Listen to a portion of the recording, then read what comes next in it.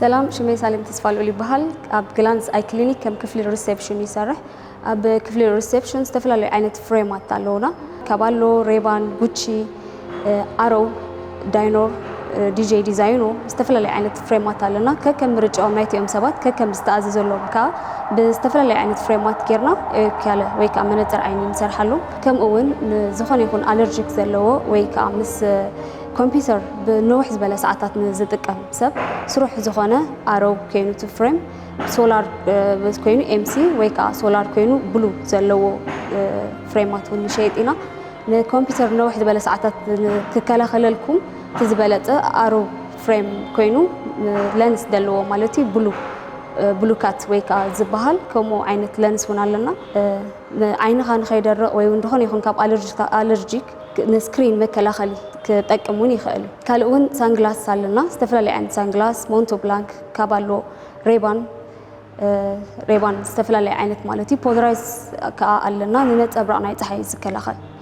كمون يفي زلو مالتي كمون كابالو كوينو حموشته كليبات مسؤ زلو كمنابنت بودرايز نايت درايف كمون ثلاثه سانغلاس كا مسؤ توسخ زلو كم نسانغلاس كتقمو زي ديكلو سبات نامنا ديغري دلوهم سبات كوينوم ግን ከ ሳንግላስ ክገብሩ ድሕር ደይክእሉ ኮይኖም ንኣብነት ዲግሪ ዘለዎ ሰብ ፍሬም ጥራይ ክጥቀም ዝኽእል ክለንስ ስለ ዘለዎ ግን ኣብ ተወሳኺ ኣብ ገለገለ ኣጋጣሚታት ሳንግላስ ክገብሩ ይደልዩ እሞ ንዕኡ ክኸውን ዝኽእል ዓይነት ፍሬም ካባሎ ዝበሃል ኣሎ ሓሙሽተ ክሊፕ ካምፅ ኣሎ እቲ ፍሬም ነታ ፍሬም ናታ ብዝደለኹም ዓይነት ተደሊኹም ብፃዕዳ ወይ እውን ተደሊኹም ብሶላር ኮይኑ ብሉ ዘለዎ ሶላር ኮይኑ ኣንቲ ሪፍሌክሽን ዘለዎ ጌርና ክንሰርሓልኩም ንኽእል ኢና ተወሳኺ ኣብ ልዕሊኡ ክሊፓት ዝኣቱ ኣለዎ ኣብ ቀትሪ ክትጥቀምሉ ትኽእሉ ፖላራይዝ ማለት እዩ ኣለዎ ምሸት መኪና ንዝውር ሰብ ናይት ድራይቭ ኣለዎ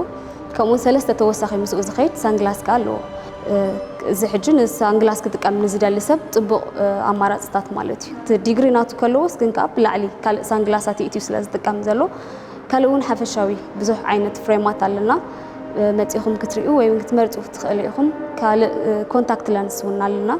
ንኤክያል ክገብር ዘይደሊ ሰብ ኣብ ፍሉይ ኣጋጣሚታት መርዓ ክኸውን ይኽእል ጥምቀት ክኸውን ይኽእል ኣብ ከምዚ ዓይነት ኣጋጣሚታት ኣብ ክንዲ ፍሬም ምጥቃም ኮንታክት ለንስ ኣብ ውሽጢ ዓይንና ኣትዩ ከም ዲግሪ ኮይኑ ከገልግለና ዝኽእል ኮንታክት ለንስ እውን ኣለና ብዝደለኹሞ ዓይነት ዲግሪ ኣዚዝና ክነምፅኦ ንኽእል ኣብዚ እውን ምሳና ኣለና ከም ዝደለኹሞ ዓይነት ከለር ናይቲ ኮንታክት ለንስ ናይቲ ብሌል ዓይንና ማለት እዩ ዝተፈላለየ ዓይነት ከለር ክትመርፁ ትኽእሉ ኢኹም ዝኾነ ይኹን ዓበይቲ ክኸውን ይኽእል እቲ ዲግሪኹም ወይ ንኣሽቱ ክኸውን ይኽእል ኣዚዝና ካብ ደገ ከነምፅኦ ንኽእል ኢና ብዝፀፈፈን ብዝፀብቐን ጌርና እውን ክንሰርሓልኩም ንኽእል ኢና ከምኡ እውን ዝተፈላለየ ናይ ቆልዑት ፍሬማት ዝኾነ ይኹን ፀገም ምስ ዘጋጥሞም ንቆልዑት ማለት እዩ ኣለርጂክ ክኸውን ይኽእል ዝኾነ ቁልዒ ክኸውን ይኽእል ዝኾነ ይኹን ፀገማት ናይ ዓይኒ ምስ ዘጋጥሞም ሓፈሻዊ ቼክ ናይ ዓይኒ ክንገብረሎም ንኽእል ኢና ከምኡ እውን ዝኾነ ይኹን ፀገማት ምርኣይ ፀገማት ከጋጥሞም ይኽእል ንኣብነት ቆልዓ ቴሌቪዥን ክሪኢ ከሎ ክነስተውዕለሉ ንኽእል ኢና ኣብ ቴሌቪዥን ክሪኢ ከሎ ተጨኒቑ ወይ ከዓ ቀሪቡ ናብ ቴሌቪዥን ስለ ዝርኢ ኣብ ከምኡ ዓይነት ሰዓታት ደቅና ናይ ከምኡ ዓይነት ፀገም ዘለዎም ዝኾነ ይኹን ፀገም ናይ ዓይኒ ክህልዎም ስለ ዝኽእል ናብ ግላንስ ኣይ ክሊኒክ ሒዝኩሞም ክትመፁ ትኽእሉ ኢኹም ሓፈሻዊ ቼክ እውን ክንገብረሎም ንኽእል ኢና ሓፈሻዊ ቼክ ናይ ዓይኒ ይኹን ከምኡ ናይ መነፅር ዓይኒ እንድሕር ደድልዮም ኮይኑ ማለት እዩ ዝተፈላለየ መዐቀኒ ዓይነታት ኣለና ዝተፈላለየ ዓይነት ፍሬም ንቆልዑት ዝኾኑን ኣለና ንርከበሉ ቦታ ኣብ ካባላጋላ ሳውስ ፖይንት ሞል ሳልሳይ ደርቢ ወይ ከዓ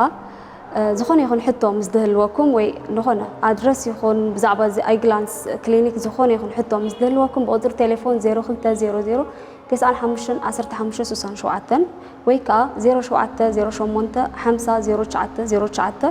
ወይ እውን 0705 84 81 25 በዚአን ቁፅሪ ቴሌፎናት ደዊልኩም ክትሓቱ ትኽእሉ ኢኹም ተወሳኺ ካብ ኡጋንዳ ወፃኢ ዘለኹም ሰባት ብሶሻል ሚድያ ክትረኽቡና እውን ትኽእሉ ኢኹም ፌስቡክ ዩቱብ ትዊተር ከምኡውን ኢንስታግራም በዚአን ፈለው ክትገብሩና ትኽእሉ ኢኹም ዝኾነ ይኹን ናትና ሂስትሪ ይኹን ዝኾነ ይኹን ናትና ሓፈሻዊ ሕክምና እንታይ ከም ንካይድ ኣብኡ ኣቲኹም ክትከታተሉ ትኽእሉ ኢኹም ፈለው ክትብልዎ እውን ትኽእሉ ኢኹም ብተወሳኺ ኣብ ዝኾነ ይኹን ሃገር ዘለኹም ሰባት ኣብ ዝኾነ ይኹን ዓዲ ንዘለኹም ሰባት በዚ ዳሃብናኩም ኣድራሻ ወይ ቁፅሪ ቴሌፎን ወይ እውን በቲ ናይ ሶሻል ሚድያ ፈለው ትብልዎ ዝኾነ ይኹን ሕቶ ምስ ዝህልወኩም ወይ እውን ክትእዝዙ እውን ምስ ትደልዩ ንፋሚሊኹም ይኹን ንዓኹም ክትእዝዝዎ ምስ ትደልዩ ብዝኾነ ይኹን ናይ ዓይኒ መነፅር ይኹን ወይ እውን ዝኾነ ይኹን ሓበሬታ ብዛዕባ ዓይኒ ምስ ዝህልወኩም በዚ ዝሃብናኩም ኣድረስ ጌርኩም ክትረኽቡና ትኽእሉ ኢኹም